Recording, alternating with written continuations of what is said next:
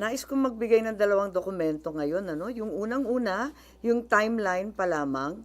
So, umpisahan na lang natin yung timeline. Mabilis lang to sana, pero mahaba-haba kasi nag-uumpisa to sa March 2019 nung nag-withdraw ang Pilipinas sa Rome Statute. Tapos, yung prosecutor requested authorization 24 May 2021. May deferral nung 2022 ng Hunyo.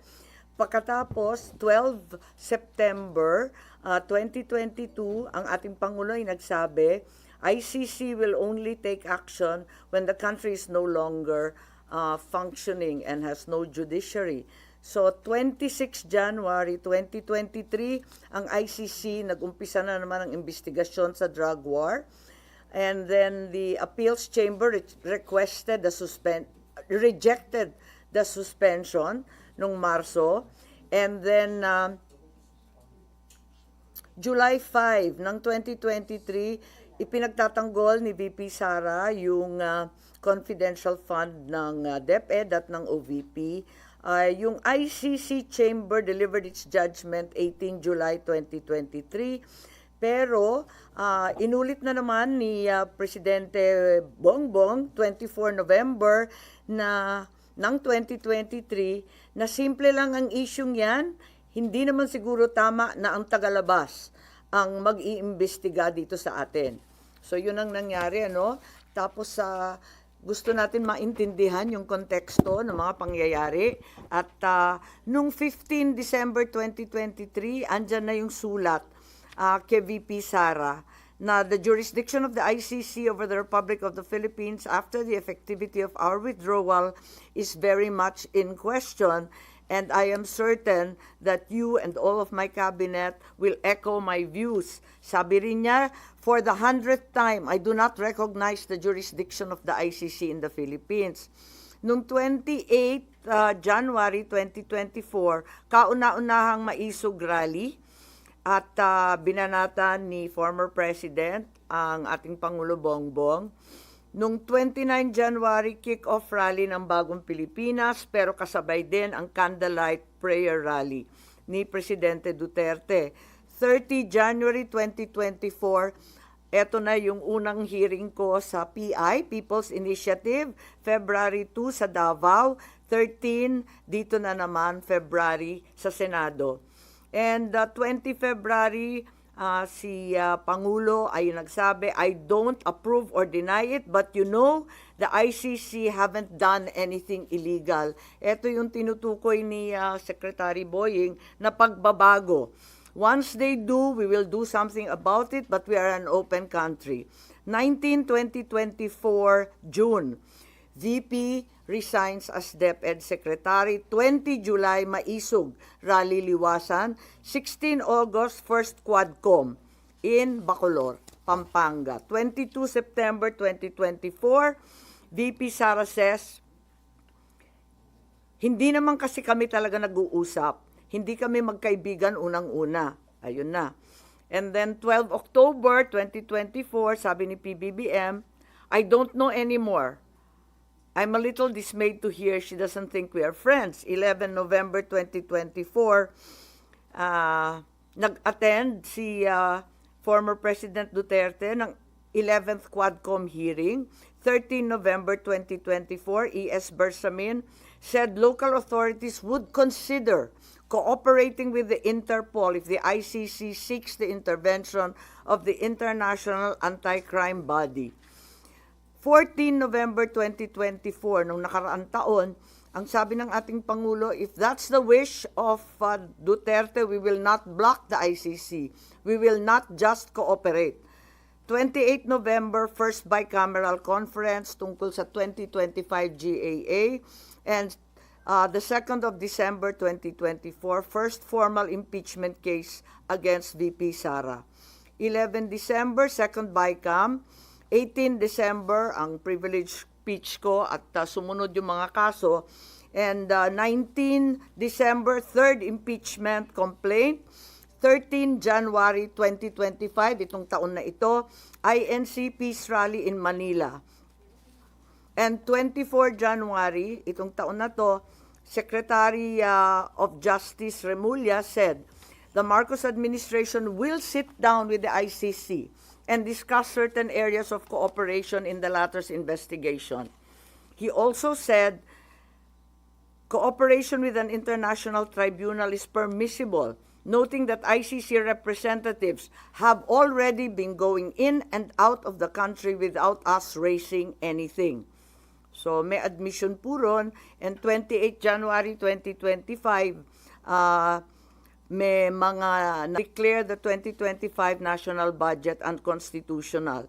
Nung 5 February nitong taong to, impeachment of VP Sara was approved in the House of Representatives. 10 February, the ICC prosecutor applied for an arrest warrant against former President Duterte. 22 February, People's Indignation Rally Mandaue, Cebu. 7 March, the warrant of arrest against the former president was issued as secret by the ICC chamber. 10 March, 2 PNP memos regarding the deployment of personnel and augmentation of PNP personnel to PRO 11. 11 March, the warrant of arrest was reclassified as public this time by ICC. 3:04 a.m., the Philippine Center on Transnational Crimes received an ICC request for the arrest and extradition of former President Duterte. At 9:20, he arrived at NAIA Terminal 3 from Hong Kong and was arrested at the Jet Bridge by DOJ, Interpol, and PNP, with his Miranda rights postponed at his request. He then was taken to Villamor, where he was housed in Maharlika Hall with his family and some legal advisors. By 11 a.m., Malacanang confirmed his arrest, while his daughter Kitty live-streamed the event. By 11:03, Duterte was flown out of the country on a chartered flight to Dubai and Rotterdam, Netherlands, as President Marcos held a press briefing on the arrest. 12 March 2025, DOJ Prosecutor General Fadulion issued a certification, bago po to, nahanap lang namin to, that President Duterte was arrested on 12 March 2025, approximately 11:44 a.m. May problema ako sa datos nito kasi bakit 1 day later? The custodial state has determined to deliver Rodrigo Roa Duterte to the ICC in accordance with Article 59.4 of the Rome Statute. And in accordance with Article 59.7, the arrested individual shall be transported to The Hague and placed in the custody of the International Criminal Court. 13 March, during an interview with Pinky Webb, Interior Secretary John Vic Remulla revealed that Duterte's arrest was a group effort involving National Security Advisor Año, Defense Secretary Chodoro, the President, with Año playing a key intelligence role in monitoring Duterte's travel. On 20 March, we had the hearing here in the Senate. The highlights of the hearing were the denial of Año of any involvement in the arrest, and John Vic, SILG Remulla denied planning and said that the group effort pertained only to chismis. PCTC said the Interpol issued a diffusion, not a red notice, and Justice Secretary Remulla claimed that ICC has jurisdiction over individuals and crimes despite the withdrawal of the Philippines from the Rome Statute because international humanitarian law is already customary law. Of course, we are all aware that this is not applicable, being solely limited to war crimes.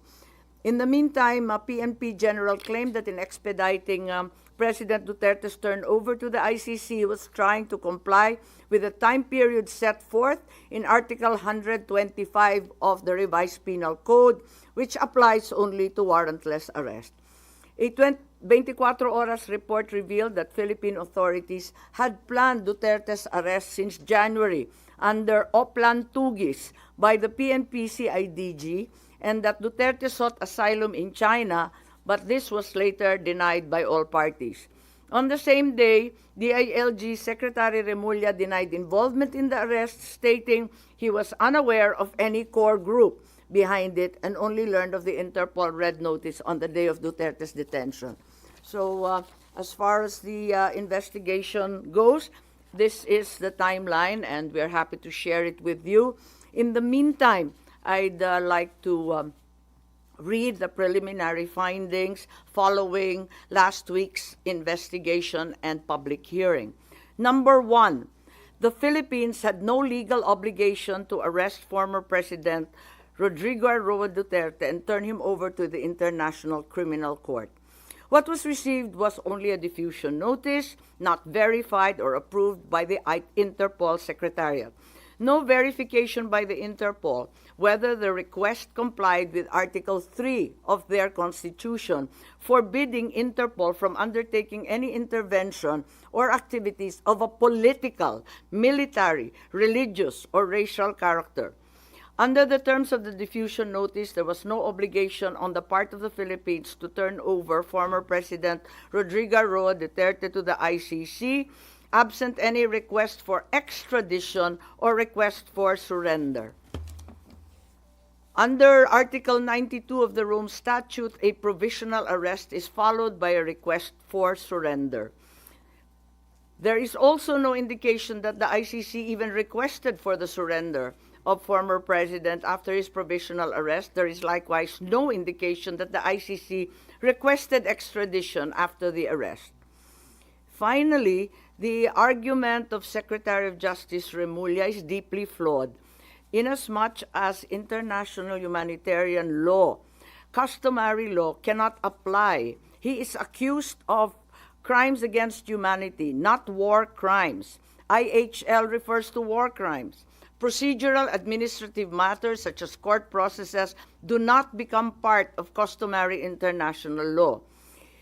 IHL is international customary law, but the jurisdiction of ICC cannot be considered customary under IHL. The second finding, the Philippine government decided to assist the ICC to arrest the former president. The administration already started preparations prior to March 11. The PNP mobilized units on March 10. The National Security Advisor, Anyo, was already tracking the former president's camp before the arrest.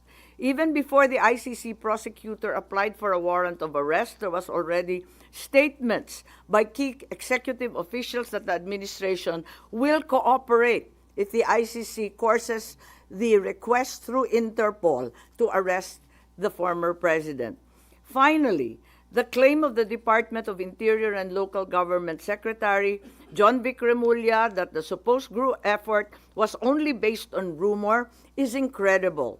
This attempt to cover up what was already aired on media and what had already come to pass was an indication of a comprehensive plan to arrest the former president already being in place even before the date indicated in the ICC warrant of March 11. Finally, my third preliminary finding was that there were glaring violations of the rights of the former president. The constitutional safeguards guaranteeing liberty and due process of law were not observed. No warrant was issued by a Philippine court. The arrest did not fall within the exceptions of a warrantless arrest. Meanwhile, General Torre invoked 125 article of the revised penal code only applying to warrantless arrest. The constitutional safeguards for the right to liberty of abode were also disregarded. No court order was issued mandating that the former president be taken out of the Philippines against his will. Former President Duterte was deprived of the right to be visited or to have conferences with immediate family members under Section 2F of Republic Act 7438. General Torre admitted he did not allow Vice President Sara Z. Duterte to visit former president in Villamor Air Base, contrary to RA 7438. Former President Duterte was further denied the right to be brought to judicial authorities under Article 59 of the Rome Statute.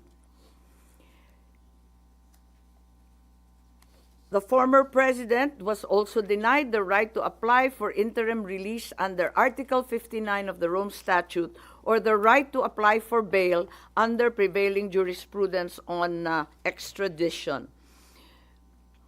However, during the public hearing of March 20, here at the Senate, the Secretary of Justice insisted on the inapplicability of the Rome Statute. But a DOJ certification signed by Prosecutor General Richard Fadullon stated very clearly that the DOJ made the following determinations. As competent authority of the custodial state, the arrest issued complies with Article 59 of the Rome Statute. To recall, DOJ spokesperson Clavano released a statement last March 13 saying, ang naging role namin ay competent judicial authority. Kami na ang nag-attest na lahat ng proper processes ay ginawa. Similar to Prosecutor General Fadullon, the DOJ spokesperson showed that the article cited in the Rome Statute had been complied with. Therefore, it's apparent that the DOJ first tried to convince the public that the requirements under Article 59 of the Rome Statute were complied with, and then later on, when such stance became untenable, decided to ditch Article 59 and the Rome Statute altogether and pursued another theory, extrajudicial rendition, and invoked RA 9851, particularly Article 17. Yun lang po. So those are the three findings right now. As we speak, we are not certain if we will continue at magkakaroon pa ng ikalawang pagdinig pagkat yun nga, kinakailangan na meron tayong matitindi, magagaling at malaman ng mga testigo. So nagbubuo pa kami kung sakali at kung hindi, pag-aaralan na lamang natin ang nabunyag nung nakaraang linggo.